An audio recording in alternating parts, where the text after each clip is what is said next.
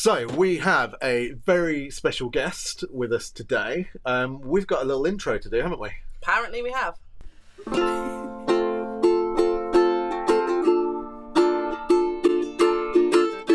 if it ain't all it seems, I got a pocket full of dreams, baby. I'm a patriot.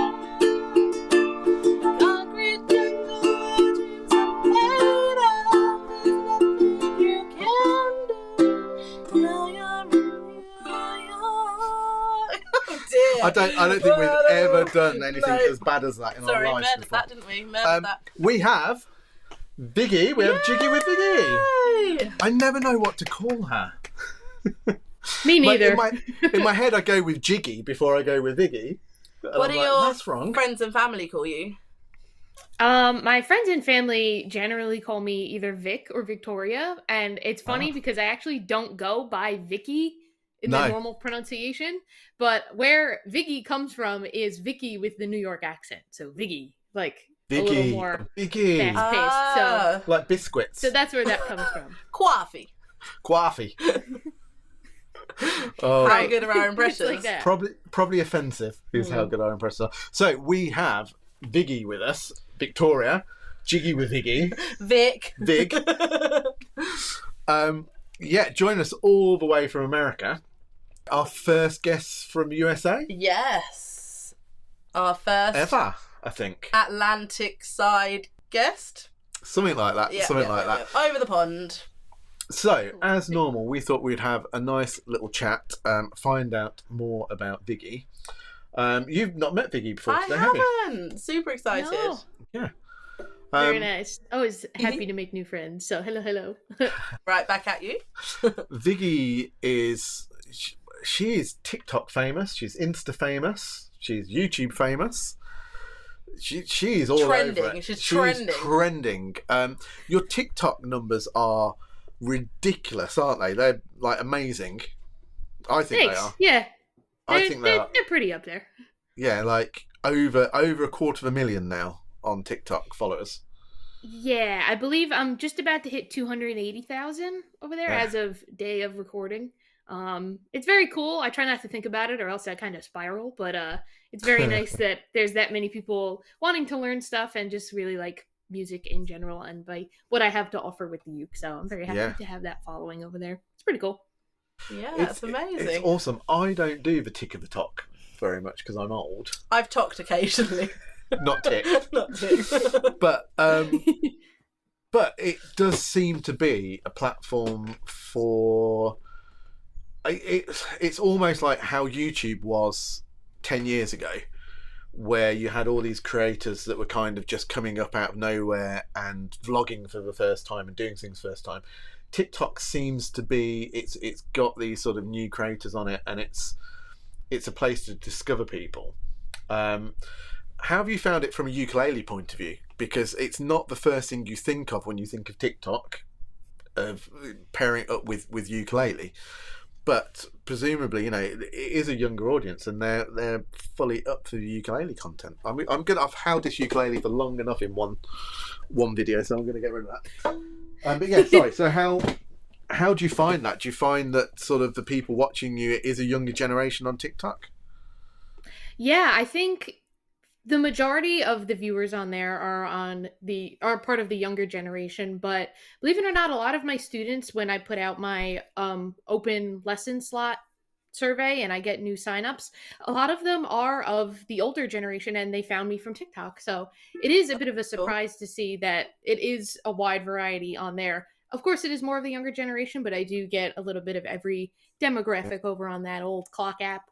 But it's a lot of fun in terms of what genres of songs I play, as opposed to an app like Instagram, where I know my audience is a little bit older over there.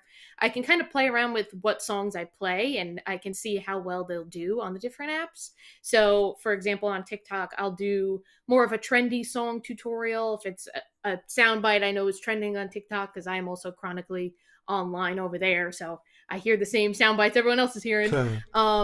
I'll do a tutorial for that song, and because of how trends work within apps themselves, that video might be like really confusing or like not, I don't want to say off-putting, but like it could be like, why did she do a tutorial for that if I were to post it on Instagram? Yeah, Because it's that makes so sense. inside baseball over on TikTok. They're like, oh, this is that song that's trending and now I can play it, kind of a thing. So I think when I was starting out on TikTok, I was just kind of like messing around in my room with like a loop pedal, and I was doing like loop ukulele covers of stuff.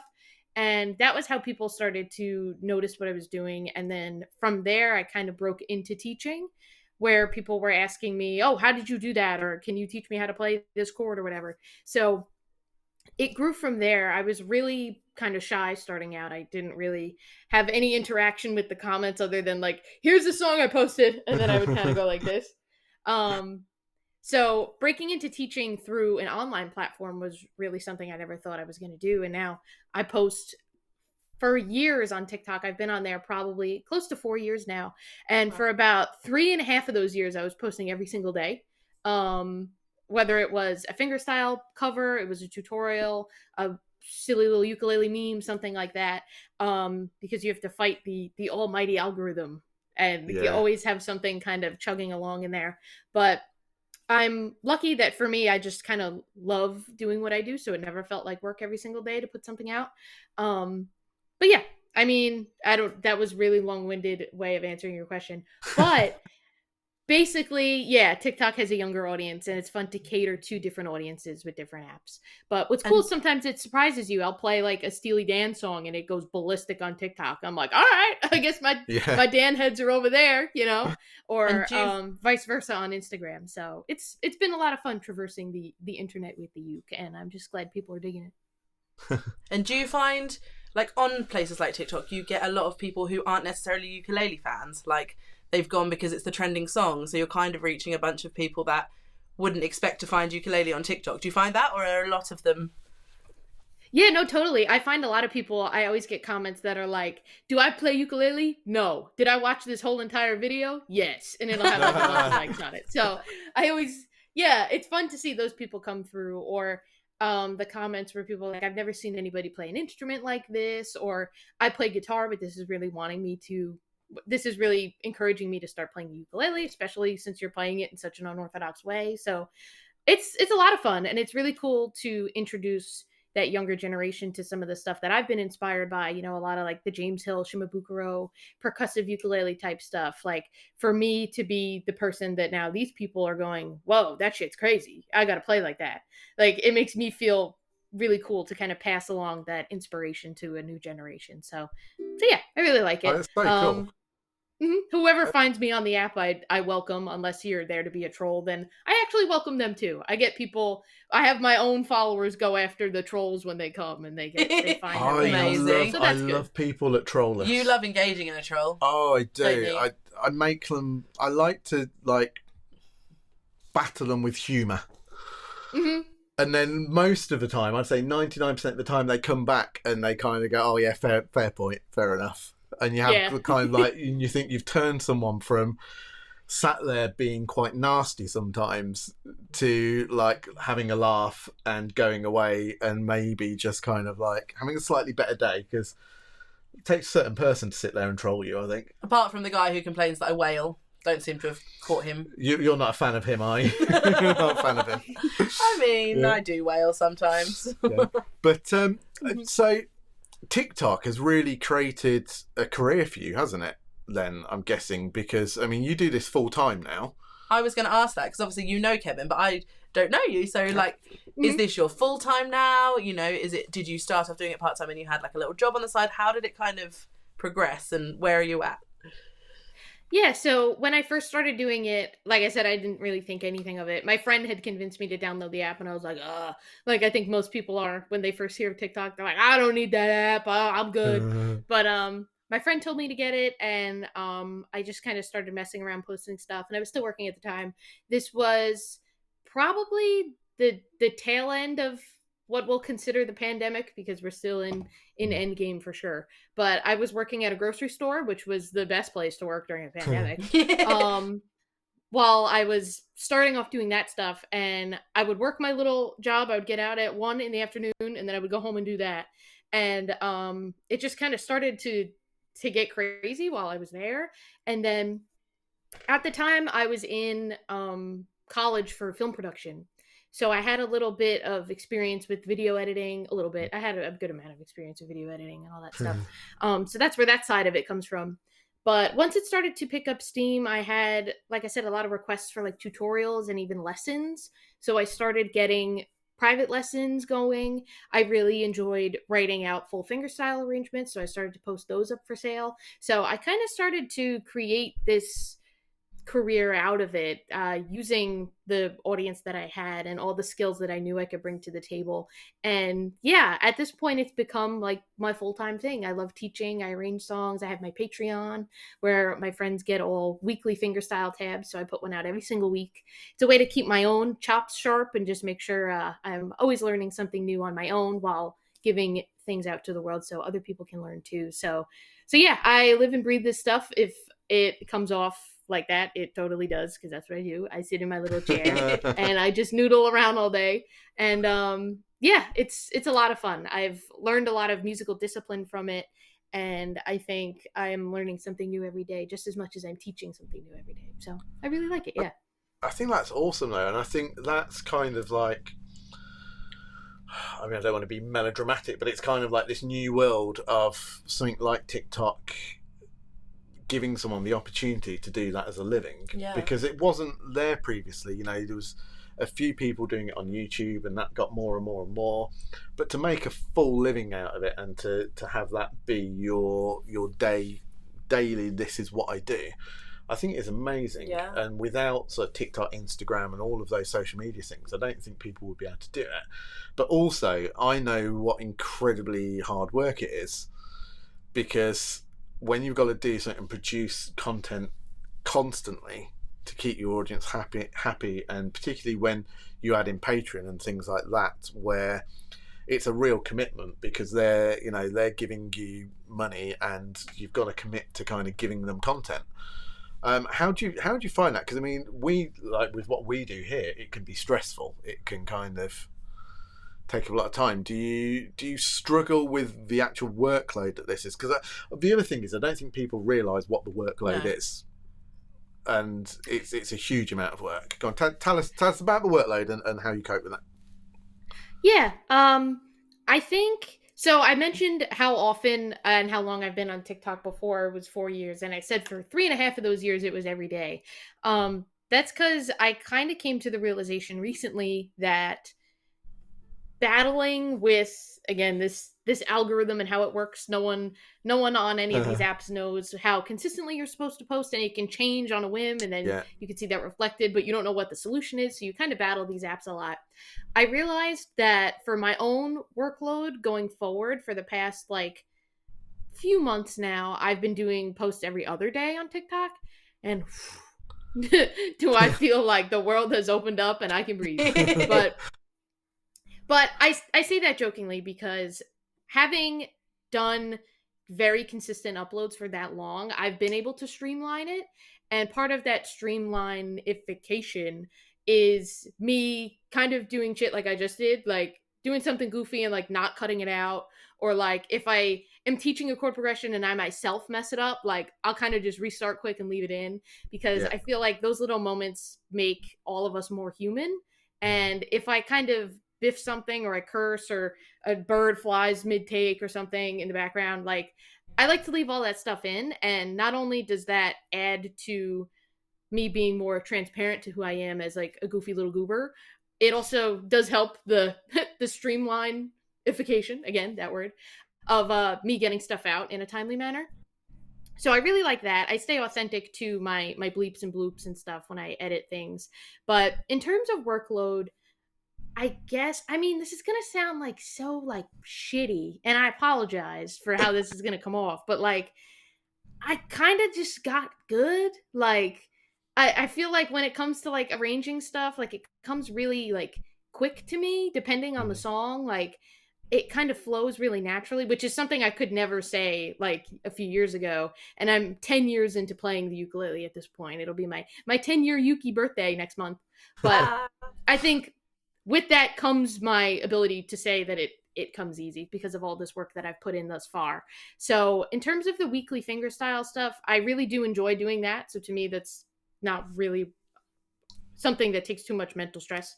Um, with my videos, the same kind of thing. I really like playing them. The editing is pretty simple, besides doing the little chord things and stuff, the little chord diagrams, which I make custom to each video as well. If it's like an artist, I make the Yeah. chord dots their little head and like kind of little goofy stuff like that. So I guess at this point, I'm comfortable where I could say it comes pretty naturally and pretty easy to me with the experience that I have.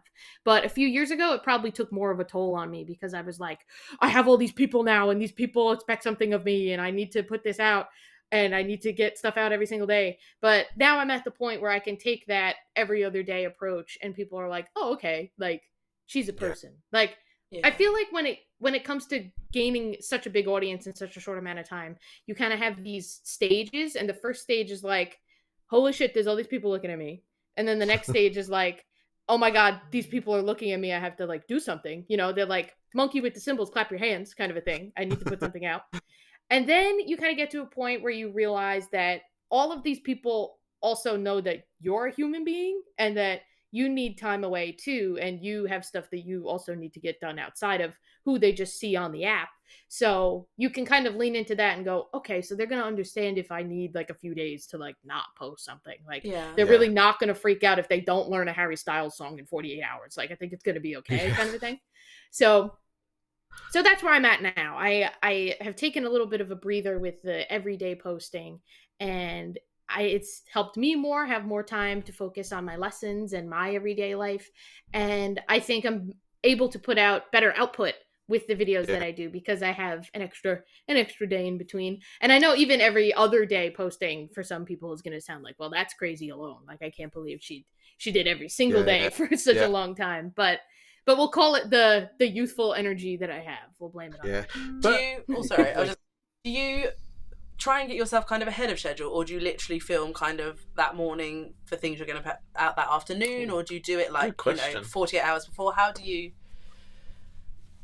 I'm a day of girly. I'll record it that day. I'll edit it and then I'll put it out when I'm done. Like Amazing. I like doing it the day of. Sometimes I'll record them in advance if I know I have a trip coming up that I can't Yeah. post. But most of the time it's day of. When you see me in a video, that's me in this Yeah. moment wearing that same shirt. Unless something happened and everything went wrong, that's pretty much me on that day. I Love think that. I think most content creators are very much like that if they're doing like daily vlogs Yeah. and daily things. I think you kind of the idea that you can get ahead, it just gets wiped out after a few days. So you're kind of last minute. But the thing is, your videos have a production value to them, though, and are very thought out. Just like you're saying about the heads of artists on Yeah, that's course, amazing. but also where you go and film, and like say in your words, some of the goofy stuff that you do. Because I think sometimes when people think about, oh, you're posting on TikTok, as if like we're posting on Facebook personally, like, oh, it's just a quick post. It's not. It's a thought out, right, what am I doing today? What am I doing tomorrow? How am I going to do that? Where am I going to film it? You've then got all the editing work and everything else. And I think that's what I mean about sort of it being hard work. Because I think one of the interesting things you said was how it's kind of got easier, I guess is a way of putting it. But I think when you do something every day or all the time, you do get very good at it, which is the biggest Right. take. I always say to anybody who wants to learn anything or do anything, it could be where they want to work or what they want to do. If you start doing something every day, you get good at it, and it doesn't matter what your initial skill set was, you will get really good at it. And Right. but I think your production value on your videos is really, really good. So it's not just kind of like, oh, a quick little post that you're putting up. It's proper thought out stuff. How do you plan all of that? Do you have kind of like, do you know what you're doing tomorrow and the next day yet, or are you going to plan that tomorrow and the next day? I'm gonna plan it tomorrow and the next day. Yeah. Awesome. Amazing. Yeah. Awesome. I have like the slightest plan when I do stuff, but even then it's not really too much of something that I thought out before. I tried to do, especially now with my new schedule, I'm actually trying to think of it a little more consciously to have a pattern to it. I am trying to think of some kind of pattern of like fingerstyle cover and then tutorial like every other every other post, which would also be every other day.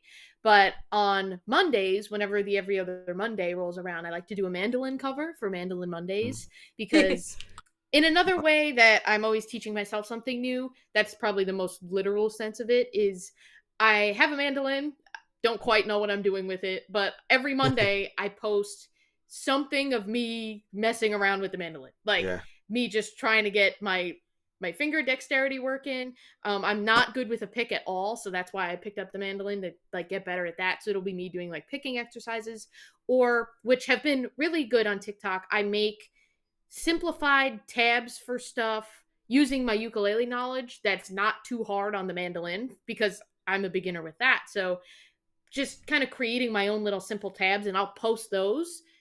It's not really related to any of the ukulele content that I'm doing, but and I also hate the word content, which I could talk about like later. But the I've had a bunch of people follow me for mandolin stuff, which I didn't think would happen. They were like, "Oh, you post really nice condensed mandolin tabs. Can you do more of that?" I'm kind of like, "Oh, I might have accidentally cracked open a Pandora's box I didn't know was a thing. Like, I might need to be jiggy with the mandolin or something on another in another dimension." So yeah, I think I forgot what the first question you asked me was. Oh, my workload and stuff.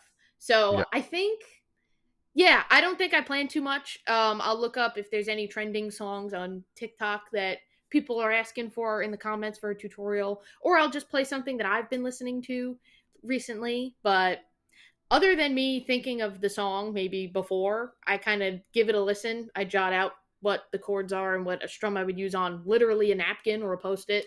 And then I go into my backyard and I record. So all the little ducks and geese that you hear in the backyard, I'm very fortunate to have Yeah. them over here. So yeah, not much planning goes into that. I apologize if this isn't a very fruitful answer. I mean, I kind of shoot from the hip with everything, and I've literally gotten this far with that. So I don't plan on changing anything anytime soon. So I kind of just, I'm like, fuck it, all right. I think it's interesting. Can I curse? I think it's... Sorry. No, it's fine. Oh my goodness, yes, we're like potty mouths. Yeah, I think it's interesting because I think that a lot of our audience as well, you know, we're very into kind of how we do this and what we do here, but it's part of our business here as a publisher, and we are publishing content. We'll get on to why you don't like the word content in a bit, but and I think it's interesting for people to watch because, like I said, there is this presumption that you're just throwing stuff out there, but you do have to think about it. But also what you do, which, you know, I've done so much research on how to do YouTube and different things, and one of the biggest takes of it is that you have to be yourself. Yeah. And if you're constantly on a daily basis looking for like, right, what is today's trend? That's what I'm going to do. You end up not being yourself, and you don't get as big an audience. So to me, you're a perfect example of you're just putting out what you do. And like you say, if there is something trending, and we do the same thing, if something kind of crops up and we can go, oh yeah, we can make use of that, then that's great. We tend to accidentally record a song and then the person dies. That's sort of our thing, That's happened at least twice, I think. Oh no! And then we're like, oh, should we put it out? It looks like we're jumping on the bandwagon, when actually it was pre-recorded. That has genuinely happened. Yeah, the last one we did a big rendition of Fairy Tale of New York. So the Pogues. Oh, gotcha. Mm-hmm. And it took us all day to record this song because it's a really hard song to play. And so we recorded a video, and it's a really happy video. We're all there in Christmas jumpers.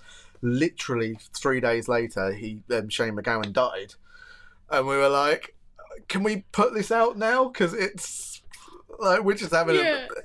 And then I saw them play it at his funeral. I was like, yeah, we can put it out. It is a big party. It's like, Please don't play any Beatles songs. I'm not emotionally like available to deal with Paul McCartney right now. So like, don't jinx it. Don't do any Beatles songs. I can't deal with We'll try not to. We haven't got any Beatles ones on the cards at the minute. But I love the Beatles. Okay, I'm a massive Beatles fan. So yeah, I think it's just like you're very real in what you do. So I think that must come across with the amount of followers that you've got, because that's what people like to see.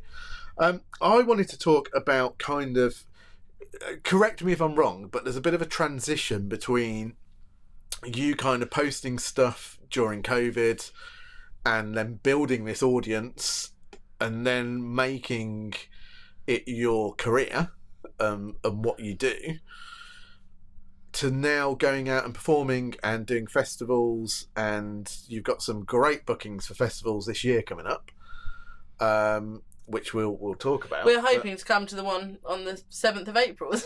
Abby was like, "Oh, Brooklyn Ukulele Festival, can we go?" And I'm like, "It's like next weekend, Abby." You can still come. Would love to. Yeah, have well, you. I wouldn't put it past us. There's a phenomenal flea market in Brooklyn just after you go over the bridge. I don't know if it's still there. I I imagine Viggy knows, but wonderful. Don't know if it's open yet. It's normally summer. but So we could, do both. No, but that transition, because it does sit from chatting with you on our podcast, You Can Talk, available online everywhere. It does seem that has been a bit of a transition to now going out and playing in front of people and doing gigs, and which I think is something that you had done like a little bit of, but it seems now you're, I mean, you were at NAMM on the flight stand, which just is an awesome place to be, and you'd say, let's do the festival. So you're in Brooklyn Ukulele Festival. Mm-hmm. Oh, can I remember? I can't remember. I know that you're doing the LA Music Festival in September. Yo, I want to see if you get them all. Oh. Are they all in the US? You're doing Reno again? Yup. Mm-hmm. Reno, and there's another New York one, isn't there? I can't remember what it's called. You're gonna have to give me that one, but it's okay. Yeah. So I'll go back to your first part of the question. So it's been a really fun transition going from online teaching and playing to in-person teaching and playing. The first time I played live was probably right when TikTok started to pick up speed, was at the Brooklyn Ukulele Fest in 2022, I think. Because this will be my third time playing it. Yeah. And it's 24, so yeah, that would be 22. Yeah. So not that long ago, really. Not long at all. No. So I played it was a Beatles themed Brooklyn Ukulele Fest that year. Awesome. So I knew, I was like, okay, I have like so many Beatles songs in my back pocket, so like it's not a big deal. So I went and I just played like an open mic spot. I had 2 songs, and my boyfriend recorded the whole thing, both songs, and it's really funny. I sit down, and I did not know anybody in the New York scene at the time. It was in my friend's backyard. And it was really intimate, really cool. And I sat down in a chair, which I don't sit when I play anymore, but this first time I did. I sat down and I said something like, "Hi, my name is Victoria. I go by Jiggy With Viggy on the internet. And this is the first time I've ever played not live, so be nice to me," was the first thing I said. And everybody laughed. And I was like, okay, I made them laugh. So like, I think I'm okay now, was like my thought process. I was like, if people can laugh, then it's okay. Yeah. So that was the first time I played live at Brooklyn Uke Fest. And then I played at it again the following year, along with the Porch Stomp Fest it still is. It's a big folk festival on Governor's Island in Brooklyn. And I did that one too. And those were my first ones where I was just playing live. And then I went out to San Diego the following year to teach live. And that was a little bit scarier because I was like, okay, there's a lot of other very big people who've been teaching for many years here, and I look like I'm 14 and I've never taught in public before. So I was like, okay. So I feel like everyone's got to teach once and be really scared during it, and then you're okay. Like anything, I guess. So now I'm happy to say I'm a lot more confident teaching. I taught 3 really awesome workshops at the Reno Ukulele Festival this past year, and I was never, ever, ever good with public speaking, which seems like crazy. Like, but I cannot stress to you how much I cannot stand in front of a group of people and talk. But it was something about me teaching something that I was so confident I knew from my own private lessons that I do to like a big group of people. I was like, I guess I could do it. Like, I kind of like didn't think about how many people were there. And I just like spoke and was just watching people go, okay, I get it. So I was like, all right, I think I like got this somehow. Like, but if you put me alone in front of a room of like a lot of people and said talk, I don't think I could do it. Like, it was something strange. Like, I guess I got power from this, and I was like, okay, I think I could teach it. And there was at one point where Juju was one of the helpers at the Reno Uke Fest. They came up to me and they were like, oh, there's like almost 100 people in the room. And I looked at Juju and I'm like, you need to go away. You can't tell me that. I was like, I need to just focus on this. I cannot think about how many people are in the room. You have to get out of here. So it's been a really cool transition. I really love teaching. From 3 years ago, never having thought I was going to teach, to now being able to teach all across the country is like something I'm so grateful for.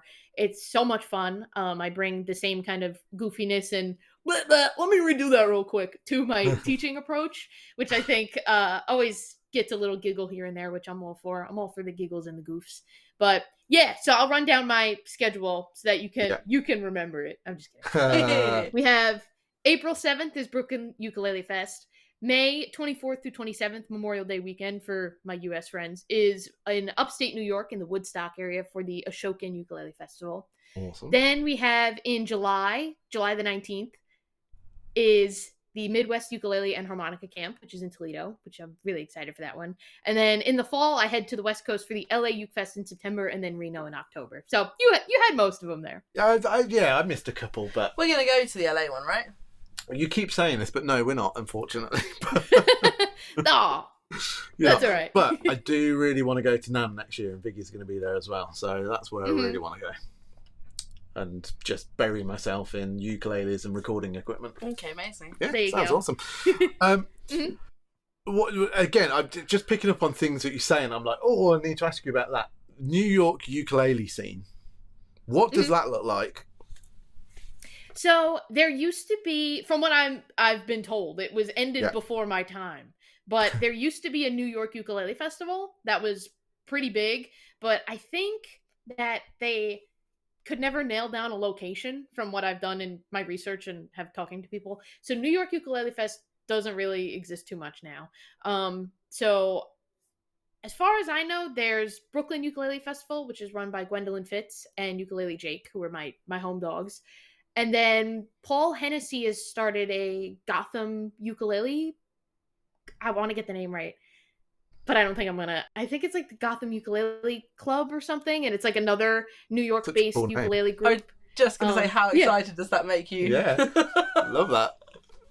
Oh, Gotham City Ukes, it's called. Sorry, I got it right. Oh, even better. So, so those are like the two New York uke groups that I can think of, both based in like the Brooklyn, Lower Manhattan kind of area. But I think that's the most of the scene that I know and that I'm affiliated with. But I'd love for there to be a little more Long Island presence with the uke stuff, because we are our own island out here. So it could be cool to get some Long Island vibes with the uke. So that's a kind of a bucket list thing for me, is maybe we could do a Long Island Uke Fest one day. Would be really cool. Sounds like you're the person to start it off. If I'm and honest, we'd love to play. Thank you for we'll asking. be there. Oh, absolutely. We'll be there. Yeah, but we won't sing Empire State of Mind badly like we just did. no, we won't do that. We might edit that out. Oh no, please. So effectively, so you've got all your social media stuff that you do and your posts. You're doing Patreon as well, which is a must nowadays if you're trying to do this as a living, I think. And from the people I know like Sammy does it and you do it, and Pete Moss has got his Patreon as well, and Phil Dolman and people like that. And I think it gives something a little bit more personal to people, doesn't it? I think people that sort of join your Patreon get to feel like they know you a little bit more, and they're getting something a little bit special. How much? So do you have to do like Patreon once a week? Do you do output for them or? Yeah, so for my Patreon pals, you get one fingerstyle tab a week, and you also get an annotated copy of it. So I actually go with a color key, and I put color dots on where every single finger should go on the different chord shapes and stuff. And if we have any percussive techniques, it'll always be outlined in the tabs also, along with some audio files that are slower for practice and things like that. And then once a month, which eventually I'm going to graduate to twice a month, but right now it's once a month. We do workshops that are like skills drills. We did bar chord breakdowns, how to get better at bar chord type things, chord melody 101. Our most recent one was a triplet strumming workshop. So we learned about how to do like roll strums with our right hand. So a little more technique based if fingerstyle's not at your speed just quite yet, we have the monthly workshops. So in the same way that I cater to a lot of different skill levels on TikTok, I'm starting to incorporate that into my Patreon as well. And one thing I'm working on is these kind of like, I don't want to think of them as play along sheets because they emulate the like scratch sheets I make when I record tutorials on like a napkin or like on like lined paper. So I've started to create these play along sheets that are like really shorthand and they actually look like they're on lined paper to go along with the TikToks that I make, and they're linked by a QR code. So I'm going to start rolling those out on my Patreon soon, designing those as I put out the tutorials on TikTok so that you have the linked sheet to play along with, which I think is cool. So that would appeal to those players as well. So starting to broaden my horizons a little more on Patreon. But for a while, it was just the weekly fingerstyle tabs, which I think are my bread and butter. I am very proud of a lot of the arrangements that I've done. And I love doing the color coded finger dot thing because a lot of times you can get a tab and look at it, but if you're like, I don't know where any of my fingers are supposed to go, that's like kind of, it's hard to be able to figure out which finger goes where at first. Like you have to kind of learn that fingerboard intuition, I like to think of it. Yeah. So I love to offer it as clear cut as I can with the color system. So yeah, that's how my Patreon started and is evolving. So basically, if you want more of a deep dive with Viggy, get on her Patreon. Yeah. And you know, there's so much stuff going on there, which is amazing. Viggy, we could talk to you all day, but we're going to have to bring this to a close today. I think we should have Viggy back on at some point. Yes, we'll go there. And we'll go. Yeah, we'll come to you. Yeah, you guys come to me. You guys come on my show, Viggy Talks. Yeah, definitely, Amazing. definitely. But thank you so much for joining us. There's so we've only, again, I say on all of these interviews, just scratched the surface. So you know, maybe at some point we'll go into some more detail. We're going to get Viggy to play a song that we're going to put out at the end of the show. So for now, we're going to say thank you very much. Thanks for joining us. Yeah, it's been awesome as always. Good luck Thanks for for the having festival. me. Yeah, I'm just going to say I'm loving Viggy's hair today. Oh, I love your hair. Mine Thanks. is Amazing, isn't it? Yeah, it's so I pretty. cut my own bangs the other day. I feel like they came out pretty good. Yeah. Yeah, I Thank love you. it. My hair's really curly, and I never wear it curly because I wish it was longer, and it's like about this long when it's curly. Yeah. But like you're giving me curlspiration, so thank you. I tell you, I'm going to say. That's what I want that more than the uke stuff, actually. I just want to raise awareness for people wearing their hair curly naturally. So if Well, I I'm do just gonna that, say, that's a job well done. If we get everybody that's watching at the minute, and also that watches this afterwards, to hit the like button right now. So within the next 2 minutes of this video, next week I'm going to put up a picture of you with your curly hair. Because it's amazing. I don't like that was framed as a diss. I would love to see that. Yeah. And It's not a diss. It's It's not a diss at all. It's like Aretha Franklin meets Diana Ross. And that's Honestly, beautiful. I would love to see it. It's everybody who's ever seen this picture in our office has said to Abby, "Why don't you wear your hair like that?" I mean, it is full on like out here, but it's amazing. So as many likes as you can press. If there's enough for my liking, then we'll do that next week's show. Can't wait. Viggy, thank you so much. Yeah, thank you. Thank you so Thanks much, so much, and we will guys. see you soon. See you, Vig. See you soon. Bye.